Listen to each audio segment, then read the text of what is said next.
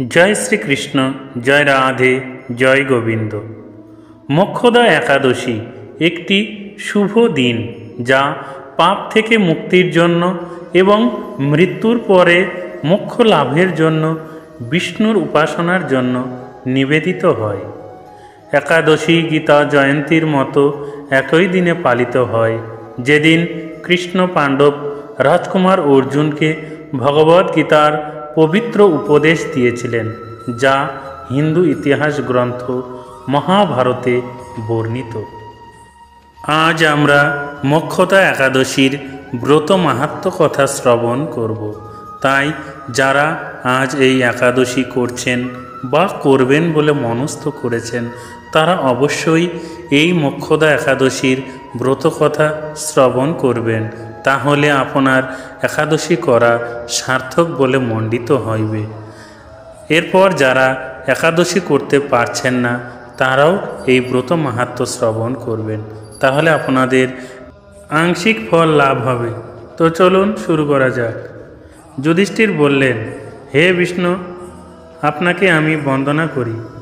আপনি ত্রিলোকের সুখদায়ক, বিশ্বেশ্বর, বিশ্বপালক ও পুরুষোত্তম। আমার একটি সংশয় আছে। অগ্রহায়ণ মাসের শুক্লপক্ষের যে একাদশী, তার নাম কি? বিধি বা কি? ও কোন দেবতা এই একাদশীতে পূজিত হন, তা আমায় বলুন। শ্রীকৃষ্ণ বললেন, হে মহারাজ, আপনি উত্তম প্রশ্ন জিজ্ঞাসা করেছেন, যার মাধ্যমে আপনার যশ চতুর্দিকে বিস্তৃত হবে। এখন এই একাদশীর কথা আমি বর্ণনা করছি, যা শোনা মাত্রই বাজপেয় যজ্ঞের ফল লাভ হয়। অগ্রহায়ণ মাসের শুক্লপক্ষের এই একাদশী মোক্ষদা নামে পরিচিত। সর্বপাপ নাশিনী ও ব্রত সর্বশ্রেষ্ঠা এই একাদশীর দেবতা শ্রী দামোদর। তুলসী মঞ্জরি, ধূপ, দীপ ইত্যাদি উপচারে শাস্ত্রবিধি অনুসারে শ্রী দামোদরের পূজা করতে হবে। পূর্ববর্ণিত বিধি অনুসারে দশমী ও একাদশী পালন করতে হবে। এই উপবাস দিনে স্তবস্তুতি, নৃত্য, গীত আদি সহ রাত্রি জাগরণ করা কর্তব্য। হে মহারাজ, প্রসঙ্গক্রমে একটি অলৌকিক কাহিনী আমি বলছি। মনোযোগ দিয়ে এই ইতিহাস শ্রবণ মাত্রই সর্বপাপ ক্ষয় হয়। যে পিতৃপুরুষেরা নিজ নিজ পাপে অধোজনি প্রাপ্ত হয়েছে, এই ব্রত পালনের পুণ্যফল বিন্দুমাত্র তাদেরকে দান করলে তারাও মুক্তি লাভের যোগ্য হন। কোনো এক সময়ে মনোরম চম্পক নগরে বৈখানস নামে এক রাজা ছিলেন। তিনি ছিলেন সমস্ত বৈষ্ণব সদ্গুণে বিভূষিত। প্রজাদের তিনি পুত্রের মতো পালন করতেন। তাঁর রাজ্যে বহু বেদজ্ঞ ব্রাহ্মণ বাস করতেন। রাজ্যের সকলেই ছিল বেশ সমৃদ্ধশালী। একবার রাজা স্বপ্নে দেখলেন যে তাঁর পিতা নরকে পতিত হয়েছেন। তা দেখে তিনি অত্যন্ত বিস্মিত হলেন। পরদিন তিনি ব্রাহ্মণদের ডেকে বলতে লাগলেন, হে ব্রাহ্মণগণ, হে বিপ্রগণ, গত রাত্রিতে স্বপ্নে নরক যাতনায় পিতাকে কষ্ট পেতে দেখে আমার হৃদয় বিদীর্ণ হচ্ছে। তিনি আমাকে লক্ষ্য করে বলতে লাগলেন, হে পুত্র, তুমি আমাকে নরক সমুদ্র থেকে উদ্ধার করো।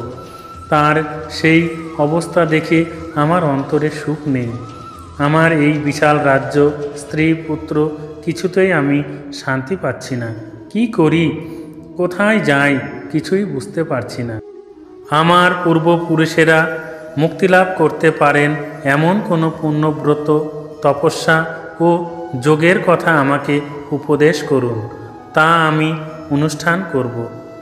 আমার মতো পুত্র বর্তমান থাকা সত্ত্বেও যদি পিতামাতা, পূর্বপুরুষেরা যদি নরক যন্ত্রণা ভোগ করতে থাকেন, তবে সে পুত্রের কি প্রয়োজন? ব্রাহ্মণগণ বললেন, হে মহারাজ, আপনার রাজ্যের কাছেই মহর্ষি পর্বত মুনির আশ্রম রয়েছে। তিনি ত্রিকালজ্ঞ। তার কাছে আপনার মুক্তির উপায় জানতে পারবেন। ব্রাহ্মণদের উপদেশ শ্রবণ করে মহাত্মা বৈখানস তাদের সঙ্গে নিয়ে সেই পর্বত মুনির আশ্রমে গমন করলেন। তারা দূর থেকে ঋষিবরকে ষষ্ঠাঙ্গ প্রণাম করে তার কাছে গেলেন। মুনিবর রাজার কুশল বার্তা জিজ্ঞাসা করলেন। রাজা বললেন, হে প্রভু, আপনার কৃপায় আমার সবই কুশল। তবে আমি একদিন স্বপ্নযোগে পিতার নরক যন্ত্রণা ও কাতর আর্তনাদ শুনে অত্যন্ত দুঃখিত ও চিন্তাগ্রস্ত হয়েছি।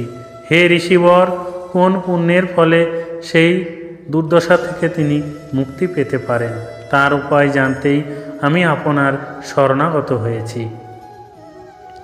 রাজার কথা শুনে পর্বতমুনি কিছুক্ষণ ধ্যানস্থ হয়ে বললেন, হে মহারাজ, পূর্বজন্মে তোমার পিতা অত্যন্ত কামাচারী হওয়ার তার এই রকম অধোগতি লাভ হয়েছে। এখন এই পাপ থেকে মুক্তির উপায় বর্ণনা করছি। অগ্রহায়ণ মাসের শুক্লপক্ষের মোক্ষদা একাদশী পালন করে সেই পুণ্যফল পিতাকে প্রদান করো। সেই পুণ্য প্রভাবে তোমার পিতার মুক্তি লাভ হবে। মুনির কথা শোনার পর রাজা নিজ গৃহে ফিরে এলেন। সেই পবিত্র তিথির আবির্ভাবে তিনি স্ত্রী পুত্রাদি সহ যথাবিধি মোক্ষদা একাদশী ব্রত পালন করলেন। ব্রতের পুণ্যফল পিতার উদ্দেশ্যে প্রদান করলেন। ওই পুণ্যফল দানের সঙ্গে সঙ্গে আকাশ থেকে পুষ্পবৃষ্টি হতে লাগল। হে পুত্র, তোমার মঙ্গল হোক। এই বলতে বলতে বৈখানস রাজার পিতা নরক থেকে মুক্ত হয়ে স্বর্গে গমন করলেন।